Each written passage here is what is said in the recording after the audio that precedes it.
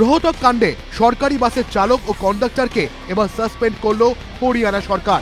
রবিবার হরিয়ানার রোহতকে চলন্ত বাসের সিটে বসা নিয়ে কলেজ ছাত্রী দুই বোনকে কটূক্তি ও অশ্লীল ইঙ্গিত করার অভিযোগ ওঠে এক যুবকের বিরুদ্ধে। সঙ্গে যোগ দেন তার দুই বন্ধুও। কাউকে পাশে না পেয়ে রুখে দাঁড়ান দুই বোন। এক অভিযুক্তকে উচিত শিক্ষা দেন তারা। দুই ছাত্রীর অভিযোগ, বাসের চালক, কন্ডাক্টর বা অন্য কোনো যাত্রী প্রতিবাদ করেননি, উল্টে তাদের বাস থেকে ধাক্কা দিয়ে ফেলে দেওয়া হয়। ঘটনার পর কড়া পদক্ষেপ নিয়েছে হরিয়ানা পরিবহন দপ্তর। তড়িঘড়ি সরকারি বাসের চালক বলবান সিংহ ও কন্ডাক্টর লাভ সিংহকে সাসপেন্ডের নির্দেশ জারি করা হয়েছে। ইতিমধ্যেই ৩ অভিযুক্ত কুলদীপ, মোহিত ও দীপককে গ্রেফতার করেছে পুলিশ। সোমবার তাদের আদালতে তোলা হলে ৬ ডিসেম্বর পর্যন্ত জেল হেফাজতের নির্দেশ দেন বিচারক। অন্যদিকে প্রতিবাদী দুই বোনকে সম্মান জানাতে প্রজাতন্ত্র দিবসের অনুষ্ঠানে তাদের সংবর্ধনা দেওয়ার সিদ্ধান্ত নিয়েছে হরিয়ানা সরকার।